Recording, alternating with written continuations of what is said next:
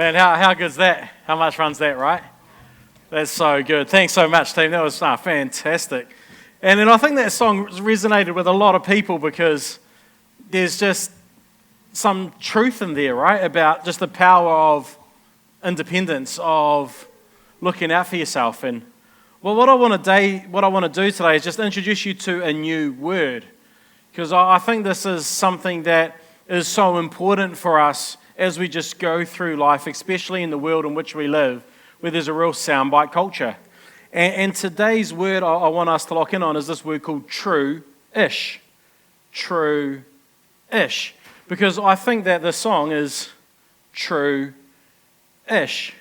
And what I mean by that is there's a lot of truth to it, but then when you really start to think about a few things, you realize it's not quite fully true. And this is what we hear a lot of, right? Because in the culture in which we live, a lot of messages that come at us are messages that are designed to be short, messages that are designed to be memorable. How can I communicate this in 15 seconds so I can be on another reel? And oftentimes these messages are true-ish, and that's why they grab our attention, and that's why we repeat them, because, hey, there's a lot of truth to them, but actually they demand some more thinking. And I'll tell you that this isn't just messages that happen on TikTok or Instagram. This happens significantly even within Christians. Like we'll say something which is true. Like we'll say something like this: someone's going through difficulties, and we'll say God is in control, and then that's true. But then you think, well, if God really is control, why are people facing some absolutely hideous things? Why are people having to live through some atrocious events? And we haven't got time to talk about this today, but do you understand what I mean? But we can put out these little statements that are true, but actually it needs a whole lot more conversation to really be effective. And what happens is we promote these ideas that things are true because we like these little sayings, but it needs some more talk to really understand what's going on. And I'd suggest that the song is true-ish. And when it comes to God being in control, I fully do believe that God is in control. But I can't explain that in like 5 seconds, so I'm not even going to try. But I think you understand what I'm saying, that there's a lot more depth to this than me just saying that and let's move on, right? And in this song, I think it's true-ish. I think it's true in the sense of what Miley's putting across is that, hey, no one needs a significant other. It's true that no one needs a significant other. She says, I can buy myself flowers. You could do that, but it's not quite as much fun, is it? I can write my name in the sand. I can talk to myself for hours. I can take myself dancing. She's saying, hey, look, I don't need a significant other. And what our culture often pushes us towards is this idea that all of us have someone, a significant other out there, and until we find that person, we will never be complete. Come on, you might have seen, especially if you're a little bit older, Jerry Maguire. You want to see Jerry Maguire? There's a couple of scenes in that, you know. Show me the money. Show me the money. I love saying that to my kids. They're like, what are you talking about? They don't know. You just need to Google Jerry Maguire. Show me the money. He's awesome, you know. Say it, Jerry. Say it like you mean it. Show me the money. It's just so good. And the other one, right? That's what the boys remember, and the girls remember this one, right? When Jerry walks in, and then that woman's book club, and she's sitting there, and he comes in, and he gives this massive speech to his wife that they've just sort of separated from, and he comes in and he says, "You complete me," right? Anyone remember this? I'm not the only one. Yeah. You complete me. And it sort of is this idea that like, if I'm going to be a complete person, I need you to complete me. Whereas that's not true. What Miley Cyrus, I think, saying in the song that no one needs a significant other, I am fine on my own, is true. And in fact, Paul talks about this in 1 Corinthians 7. In that same passage we looked at last week, he talks about being single and remaining single. And what Paul says is this. He says, my suggestion, my advice to you, if you can, is to be single. He's saying you can be fine on your own. You don't need a significant other. And I think one of the dangers of the messaging that comes in our world, and also this is a message that's pervasive through the church too, right? You've got to find a significant other. If you haven't got a partner, is something wrong with you? That's questions that people can write, but Paul would say, no. If you realize that you're fine on your own, you are better than most. He says, I urge you, I encourage you to go through life on your own. And again, I haven't got time to go into all of this today as to why he says this, but Paul actually gives rationale for this. If you read in 1 Corinthians 7, you can read that on your own. He doesn't just say this and move on. He says, hey, here's my advice and here is why I give it. And so I think why this song resonates with so many people is because there's a sense of truth there. That no one needs a significant other. But the reason I say that this song is true-ish is because everyone needs others. Everyone needs others. You can't go through life fully independent. That everyone needs others. You don't need to have a significant other to have a significant life, but all of us need others. The song, it's true-ish. I think what Miley does is she makes a great case for independence, but the reality is if we're all living fully independent lives, we're going to miss out on so much of what life has got to offer because we all need others. We all need others. And so here's my thought. I just want you to do a quick check right here, right now with yourself and say, hey, what is my relational world looking like? Because what Miley Cyrus puts forward in this song, and what this song is really representative of, is the fact that I can love me better. I can love myself. If I love myself well, I don't need anything from those that are around me. And how's your relational world looking right now? What's the love around you looking like? Because this is where the church should shine. This is where those of us who are Christ followers, who are part of the church, we should shine. We live in a world that's become very siloed, where people tend to live in communities with people who think like them, who tend to live in communities with people who look like them. People tend to gravitate towards the sections of community and other people that think like them, look like them, talk like them, believe like them, and to a lot of degree are remaining separate from a whole lot of other groups and other people that look a little different, that think a little different, that talk a little different, that act a little different. And we live in a world where it's like, if we just get around the people that think like me, that's safe. And we see the worst of it, especially in the political arena, where one party points fingers at other parties and says this and this and this, and the world just gets so siloed. But what's so unique, what's so remarkable, what's so incredible about what the church should be, what we're encouraged to be, is that we should have people that come together that don't talk the same, that don't look the same, that come from very different sectors of society, that have different ideas and thoughts around, hey, what is it that's really going to help society as a whole? We can be on this side of the political spectrum or that side of the political spectrum. We can be from this part of the planet or that part of the planet. I can be raised with a mentality like this or with a mentality like that. But under Christ, we come together as the church and we have something that unites us, something that bonds us, something that glues us together in the most special way. And what I love about our community here at LifeSwitch is we have got an incredibly diverse group of people here. That we really do have people from different parts of society, people that think one thing about one issue and people that think about another side of that issue. And we come together and there is a real strong sense of unity.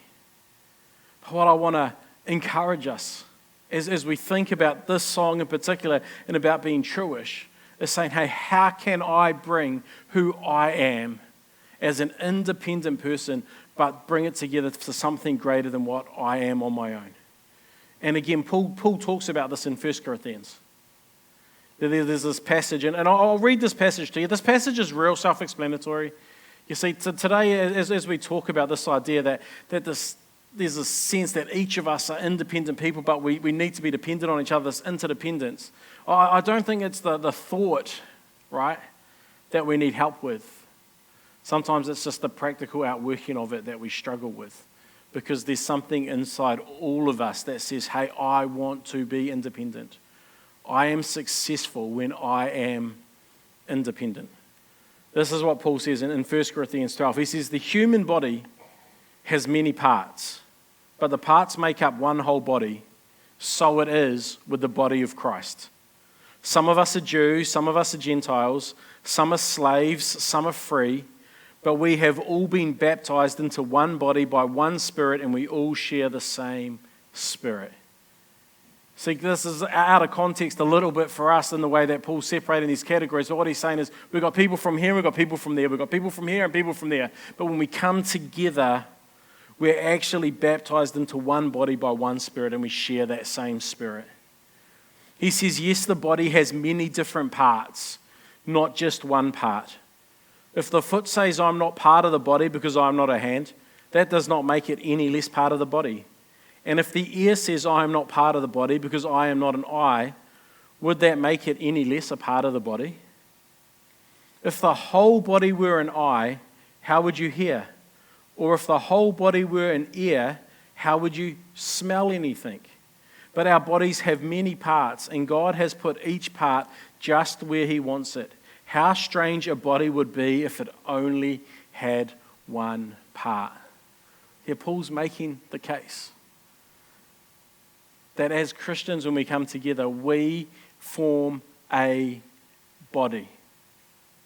That each of us contributes something, that each of us adds value to the entire body.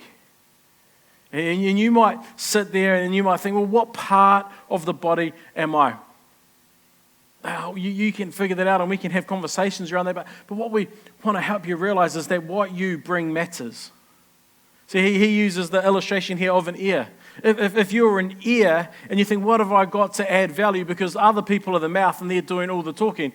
But I'm the ear and then I can hear really well. Can I tell you that the body is missing out because it's not hearing what it needs to hear? Because if you're the ear and you're not engaged, man, we all miss out because of it. If you're the foot, the body can't walk as effectively as it should if you're not playing your part. If you're a foot and you want to be a hand, it's going to get really awkward really quickly because your feet can't quite function as well as your hands can function in certain capacities, right? They're really good for some stuff, but not for the other. And what Paul's saying here is that, hey, every single person matters. Every single person's got a part to play. And it's brilliant because he doesn't qualify it by saying, hey, once you hit this age, you become part of the body. He doesn't say once you hit this level of maturity, you become part of the body.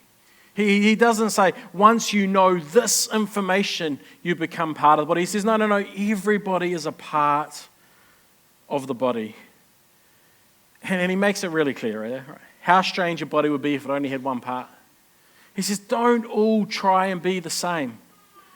Well, what he's saying is, don't get siloed. You are called to be united, but you're called to be yourself. There's a difference, right? We say this all the time. There's a big difference between unity and uniformity. Uniformity says we've all got to look the same, act the same, talk the same, be the same. This is not what Paul's writing. He's very clearly saying, no, you're not meant to be uniform because every part is different. But at the end of the day, all of that makes up one body. He goes on, yes, there are many parts, but only one body. The eye can never say to the hand, I don't need you. The head can't say to the feet, I don't need you. In fact, some parts of the body that seem weakest and least important are actually the most necessary. And the parts we regard as less honorable are those we clothe with the greatest care. So we carefully protect those parts that should not be seen, while the more honorable parts do not require this special care. So God has put the body together such that extra honor and care are given to those parts that have less dignity. And then he says, this makes for harmony among the members, so that all the members care for each other. If one part suffers, all the parts suffer with it. And if one part is honored, all the parts are glad. All of you together are Christ's body, and each of you is a part of it. See, what Paul paints in this passage is just such a beautiful picture of an interdependent community, of a group of people that says, I need you and you need me. Man, when you're suffering, I'm sad. When you're celebrating, I'm celebrating.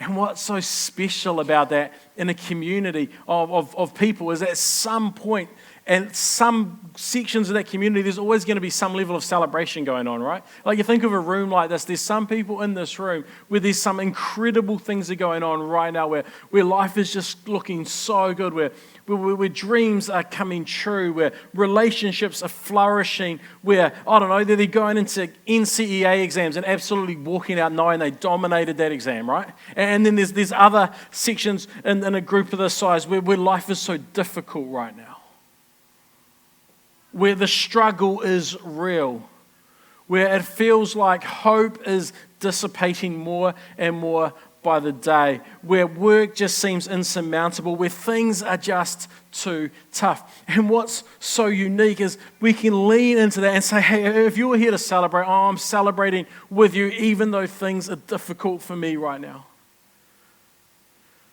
And if I'm celebrating right now, I'm going to enter into your sorrow, I'm going to enter into your pain, and I'm going to sit there with you, and I'm going to let your pain hurt me too, because we are connected.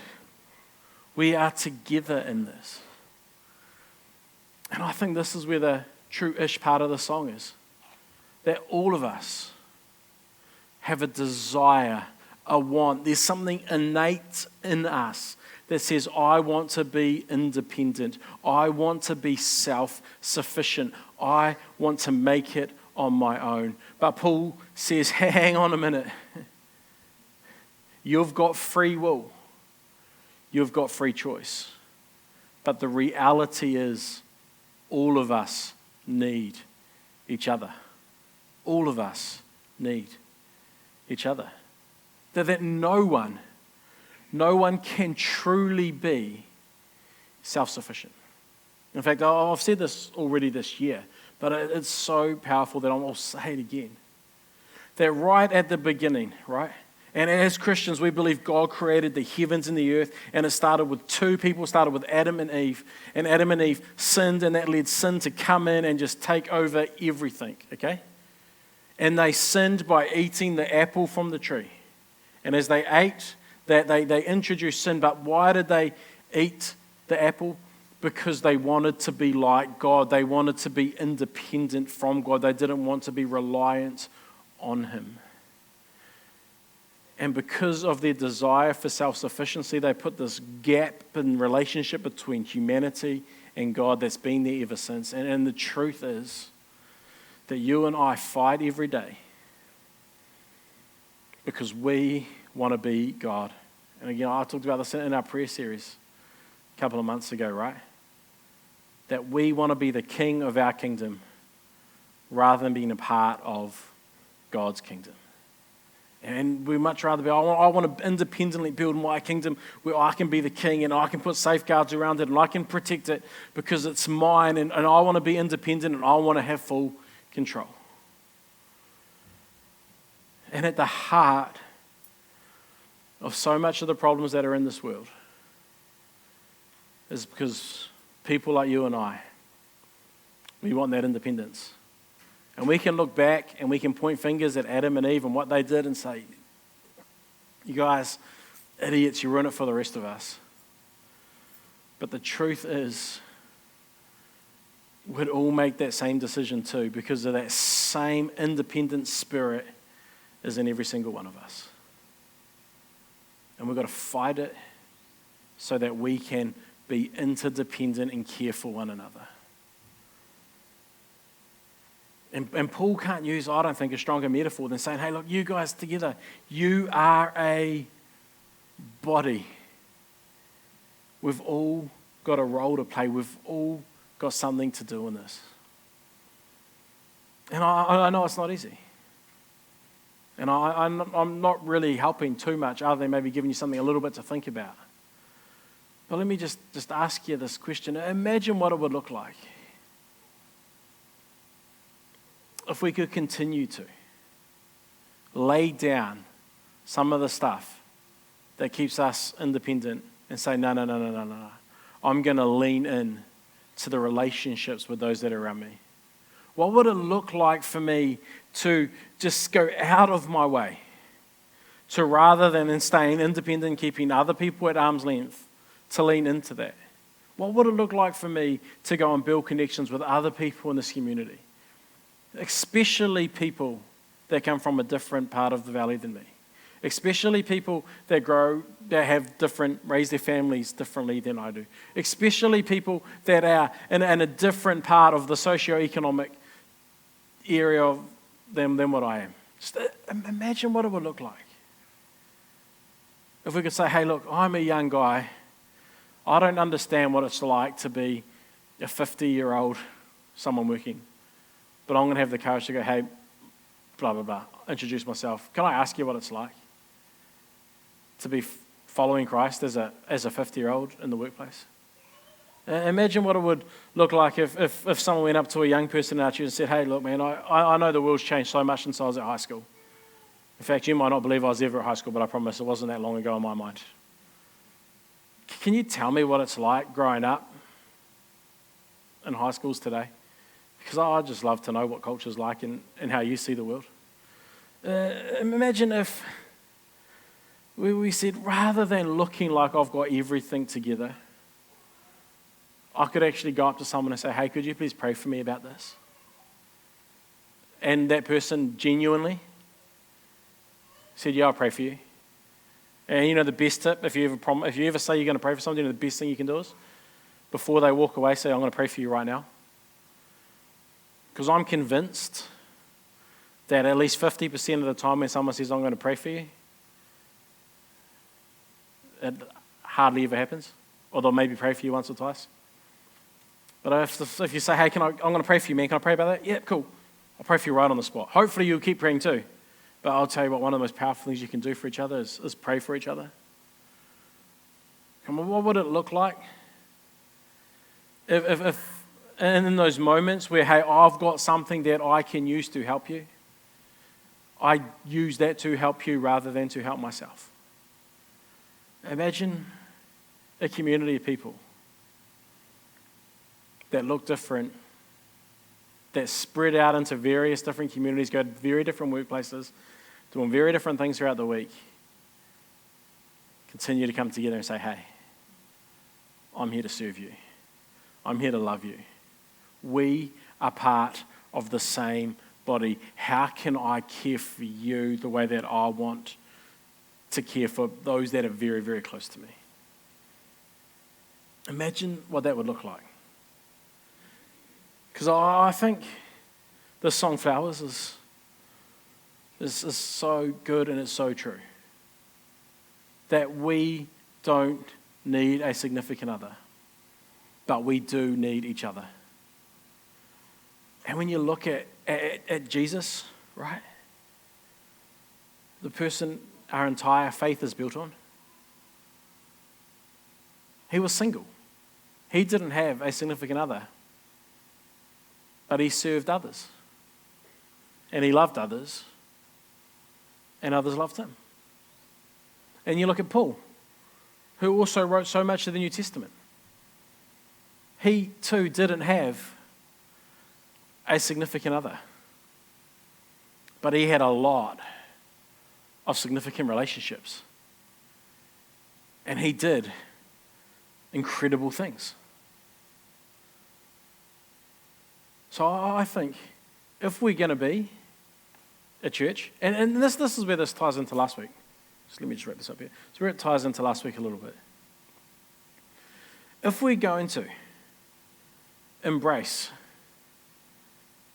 that traditional Christian sexual ethic that we talked about last week, if that's something that we're really going to like live out and encourage and push for. Do you know what that means? That means that the community that we create with one another has to be so accepting, has to be so welcoming, has to be so inclusive that the very thing people are looking for when they go out and engage in relationships that aren't healthy, that aren't what God desires for them, that they're like, I don't need to go out there to find that because I've got a level of closeness, I've got a level of community, I've got a level of, want of a better word, intimacy with those that are around me. And I don't know where this lands, and I don't know where this falls, and I don't know what you think of this. But what I'm certain of is this, that the type of community that Paul pushes us towards, that Jesus encourages of us, is the type of community that every single one of us wants deep in here. But the question we've got to ask is, am I willing to pay the price? So we all want the rewards. We all want the benefits. We all want to feel the love. But if we're going to feel the love, we've got to give the love. I think that's what made Jesus so special. I think that's what makes Paul so remarkable. They don't just talk about it, they don't just look to receive, but they actually are on the front foot. They're given the love. They're doing for others what others can't do for themselves. And that in turn brings a level of connection. That in turn brings a level of, man, hey, I want to get alongside you. See, the reason I follow God isn't because of what I can do for him, but because of what he's already done for me.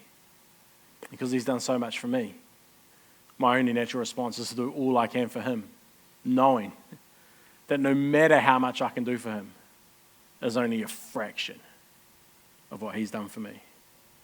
Imagine a community of us. This is how I'm going to let aside just my own independence so that I can care for and love those that are around me.